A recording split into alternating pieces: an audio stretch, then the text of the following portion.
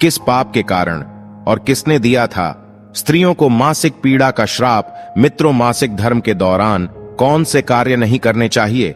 प्रिय दर्शकों, एक बार माता लक्ष्मी और भगवान विष्णु वैकुंठ में विश्राम कर रहे होते हैं। तभी देवी लक्ष्मी भगवान श्री हरि से पूछती हैं, हे प्रभु, आज मेरे मन में एक शंका उत्पन्न हो रही है। केवल आप ही मेरी इस शंका का समाधान कर सकते हैं।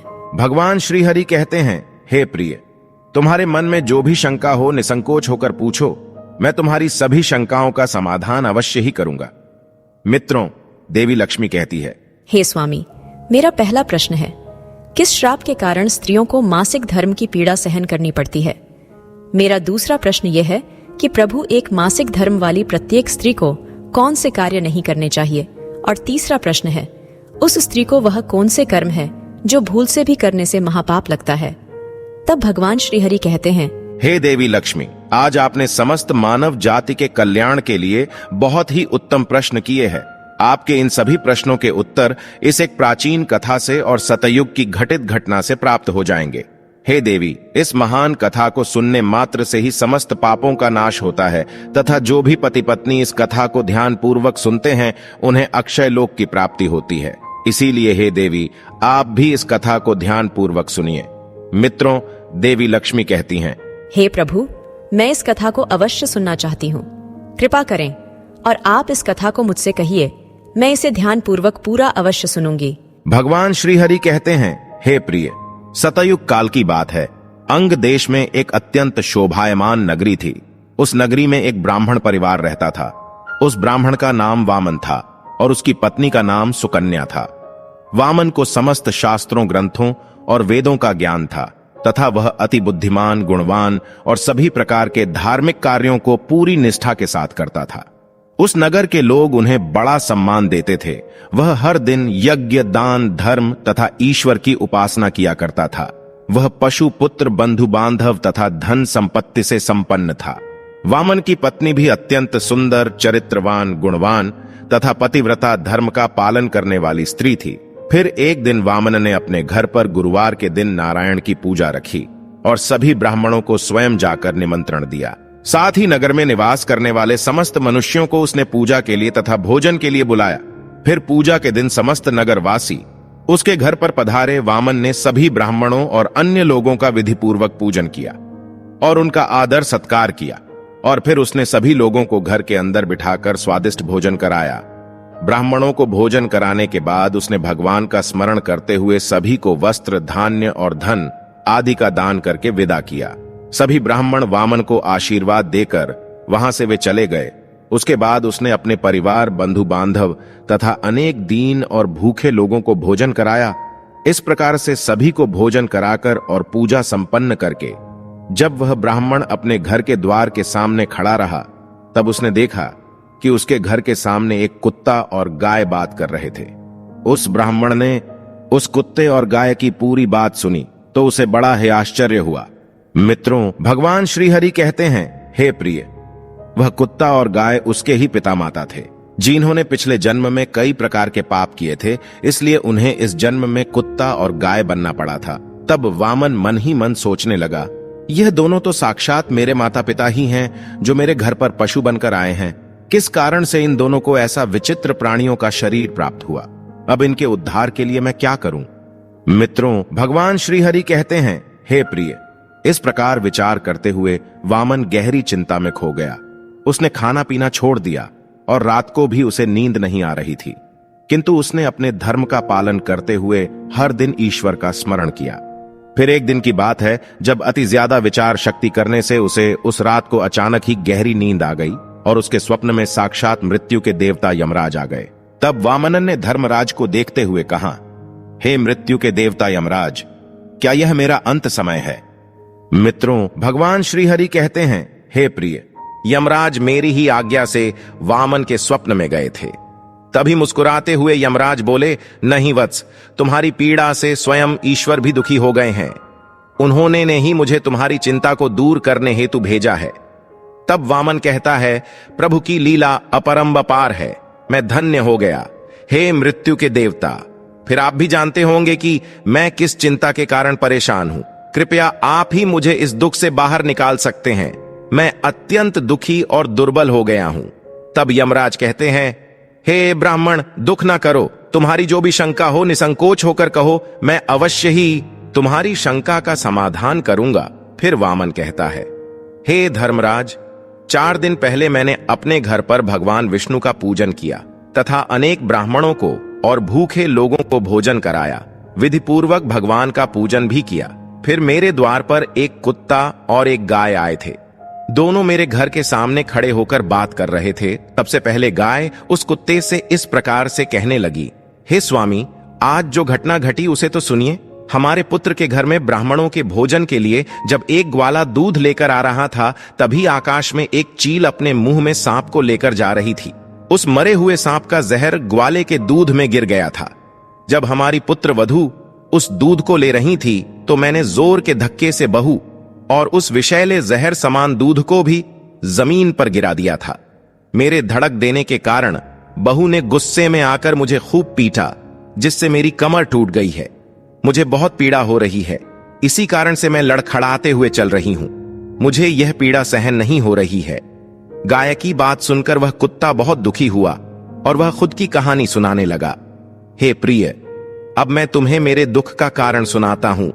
आज पूरा दिन मैं इसी घर के द्वार पर बैठा हुआ था और वामन ने सभी लोगों को भोजन कराया, किंतु इसने मेरे सामने एक रोटी का टुकड़ा तक नहीं डाला और ना ही मुझे जल पिलाया। इसी कारण से मैं बहुत दुखी हो गया हूं। मित्रों, फिर वह ब्राह्मण धर्मराज से कहने लगा, इस प्रकार से अपने माता पिता को गाय और कुत्ते के रूप में ऐसा बोलते हुए देखकर मुझे बड़ा दुख हो रहा है। मुझे रात भर नींद नहीं आ रही है। हर क्षण मुझे चिंता सता रही है। मैंने कभी कोई पाप नहीं किया है, हमेशा धर्म के कार्य किए हैं, फिर भी मेरे माता पिता को ऐसे कष्ट झेलने पड़ रहे हैं। कृपया आप मुझे बताइए, किस कारण से मेरे माता पिता की ऐसी दुर्दशा हुई है और उनकी मुक्ति के लिए मुझे कौन सा कर्म करना चाहिए। फिर धर्मराज कहते हैं, हे ब्राह्मण, तुम्हारे माता पिता ने पिछले जन्म में घोर पाप किया है। उसी पाप के कारण आज उनकी ऐसी दुर्दशा हुई है। तब ब्राह्मण कहता है, हे धर्मराज, किस पाप के कारण मेरे माता पिता की दुर्दशा हुई है, कृपया विस्तार से बताइए, मैं जानना चाहता हूं। फिर धर्मराज कहते हैं, हे ब्राह्मण, तुम ध्यान से सुनो। यह कुत्ता जो तुम्हारे पिता हैं, ये पिछले जन्म में आद्य नगर के श्रेष्ठ ब्राह्मण रहे हैं। इन्होंने एक दिन एकादशी का व्रत रखकर भोजन किया था। एकादशी के व्रत के दिन इसने दान धर्म भी नहीं किया और तामसिक पदार्थ जैसे कि प्याज और लहसुन का सेवन किया था। इसने द्वार पर आई गाय और कुत्तों को कभी भोजन नहीं खिलाया था। इसने अपने पितरों का श्राद्ध भी विधि पूर्वक नहीं किया। तुम्हारे पिता ने पिछले जन्म में मासिक धर्म के दौरान ही तुम्हारी माता के साथ संबंध बनाया था और इसी पाप के कारण इसे इस जन्म में कुत्ते का रूप प्राप्त हुआ है। अब तुम्हारी माता के बारे में सुनो। तुम्हारी माता ने मासिक धर्म में होते हुए भी भोजन बनाया। मासिक धर्म के दौरान ही इसने भगवान और देव पूजा की। तुलसी को भी जल चढ़ाया। इसने भगवान को भोग लगाया था और इसी दौरान गाय को रोटी भी खिलाई थी। इसी कारण से इसे भी महापाप लगा है। मासिक धर्म के दौरान स्त्री 4 दिनों के लिए अपवित्र हो जाती है। मित्रों, भगवान श्री हरि कहते हैं, हे लक्ष्मी, अब तुम्हारे प्रश्न के उत्तर ध्यान से सुनो। मासिक धर्म के दौरान स्त्री को पूजा पाठ नहीं करना चाहिए। स्त्री को इन 3 दिनों में अपने बाल भी नहीं धोने चाहिए। इससे पति की आयु कम होती है। मासिक धर्म के दौरान पेड़ पौधों को स्पर्श ना करें। मासिक धर्म की स्त्री के साथ संबंध भी नहीं बनाना चाहिए। जो भी पुरुष ऐसी स्त्री के साथ संबंध बनाता है उसे ब्रह्म हत्या का पाप लगता है। जो मासिक धर्म वाली स्त्री के वस्त्रों को स्पर्श करता है उसे भी पाप लगता है। मासिक धर्म वाली स्त्री के शरीर में 3 दिनों तक ब्रह्म हत्या का पाप निवास करता है और चौथे दिन ही वह स्नान करके पवित्र हो जाती है। चौथे दिन स्नान करने के पश्चात मासिक धर्म वाली स्त्री को अपने पति का ही मुख देखना चाहिए, अन्य किसी का भी नहीं। यदि पति समीप ना हो तो सूर्य देव के दर्शन करने चाहिए। ऐसी स्त्री को जमीन पर ही सोना चाहिए। यह अति शुभ होता है, जिससे उनके गर्भाशय की पीड़ा कम हो जाती है और स्वास्थ्य भी अच्छा रहता है। उन्हें उनके वस्त्र हमेशा अलग रखने और अलग से धोने चाहिए। मित्रों, धर्मराज कहते हैं, हे ब्राह्मण, इसी पाप के कारण तुम्हारे पिता को कुत्ता और तुम्हारी माता को गाय का जन्म प्राप्त हुआ है। वामन कहता है, हे धर्मराज, अब आप मुझे मेरे माता पिता की मुक्ति के लिए उपाय बताइए। तब धर्मराज कहते हैं, हे ब्राह्मण, तुम किसी भी अमावस्या के दिन अपने माता पिता की मुक्ति के लिए श्राद्ध तथा तर्पण करो और दान धर्म करो, गाय की सेवा करो और गौ माता को मिष्ठान्न खिलाओ और अपने माता पिता की मुक्ति के लिए भगवान से प्रार्थना करो। फिर ब्राह्मण वही करता है और फिर उसके माता पिता को समस्त पापों से मुक्ति मिलती है। प्रिय दर्शकों, भगवान श्री हरि कहते हैं, हे लक्ष्मी, मैंने आपको मासिक धर्म वाली स्त्री को कौन से कार्य नहीं करने चाहिए, इस विषय में विस्तार से बताया है। अब मैं तुम्हें बताता हूं किस कारण से स्त्री को मासिक धर्म से गुजरना पड़ता है। यह भी एक सच्ची घटना है जिसे हम देवासुर संग्राम के नाम से भी जानते हैं, जो कि समय चक्र का सबसे घातक और भीषण देवों और दानवों के बीच महायुद्ध था। सत्ययुग में कालकेय नाम से प्रसिद्ध दानव हुआ करते थे। दानव होने के कारण उनका स्वभाव उग्र था और वे हमेशा ही युद्ध करने के लिए तत्पर रहते थे। फिर एक दिन सभी दानव वृत्रासुर के साथ मिलकर स्वर्गलोक पर चढ़ाई करने लगे।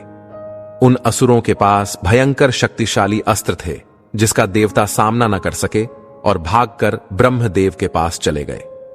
फिर ब्रह्मदेव ने उन्हें असुरों को परास्त करने का उपाय बताते हुए कहा, हे इंद्र, तुम इसी क्षण महर्षि दधीचि के पास जाओ। वे उनके शरीर की हड्डियों से तुम्हें अस्त्र शस्त्र प्रदान करेंगे। उन्हीं अस्त्रों का प्रयोग करके तुम वृत्रासुर का वध कर सकोगे। फिर सभी देवता महर्षि दधीचि के आश्रम पर जाते हैं और उन्हें प्रार्थना करके अस्त्र प्रदान करने की विनती करते हैं। फिर संसार के कल्याण के लिए महर्षि दधीचि अपने शरीर की हड्डियों से अस्त्र शस्त्र निर्माण करते हैं। उन्हीं अस्त्रों में से एक वज्र नाम का अस्त्र होता है जिसे देवराज इंद्र धारण कर लेते हैं। फिर सभी देवता गण वृत्रासुर के साथ युद्ध करने के लिए निकल जाते हैं। देवताओं और दानवों के बीच भीषण युद्ध होता है। सभी देवता आकाश में दानवों से युद्ध के लिए एकत्रित हो जाते हैं और प्रहार करने लगते हैं। अनेक दिनों तक इस प्रकार से दैत्यों और देवताओं के बीच में भीषण युद्ध चलने लगता है। फिर देवराज इंद्र और वृत्रासुर आमने सामने आ जाते हैं। दोनों के बीच भीषण युद्ध होता है और फिर देवराज इंद्र अपने वज्र का प्रहार करके वृत्रासुर को मार डालते हैं। उस दानव वृत्रासुर की मृत्यु होते ही उसके शरीर से ब्रह्म हत्या बाहर निकलती है और इंद्र का पीछा करने लगती है। फिर वह ब्रह्म हत्या इंद्र के शरीर में प्रवेश कर लेती है, जिससे इंद्र को ब्रह्म हत्या का पाप लगता है। देवराज इंद्र ब्रह्मदेव के पास जाते हैं और उनसे ब्रह्म हत्या से छुटकारा दिलाने के लिए कहते हैं।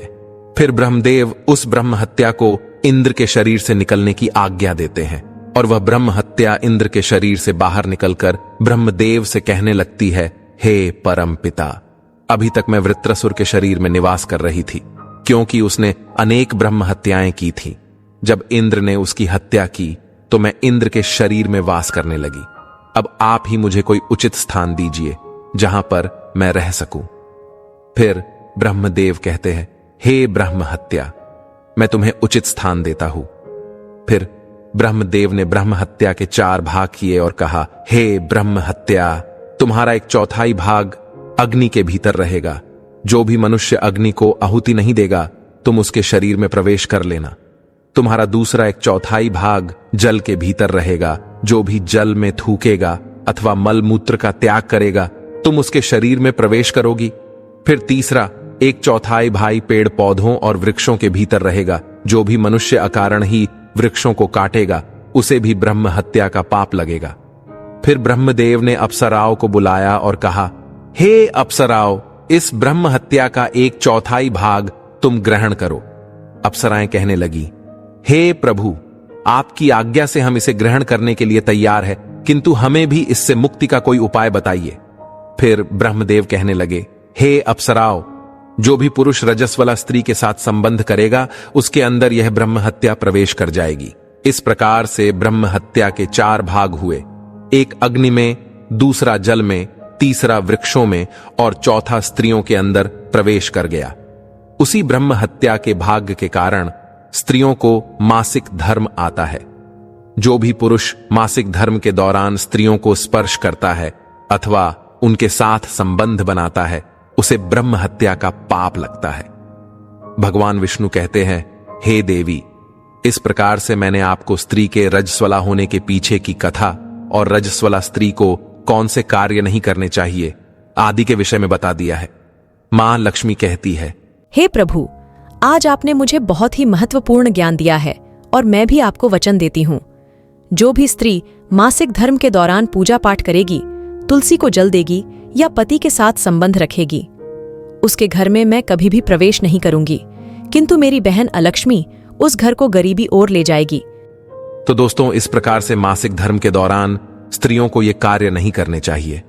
आपको यह कथा कैसी लगी कमेंट करके जरूर बताएं। जानकारी अच्छी लगी तो वीडियो को लाइक जरूर करें।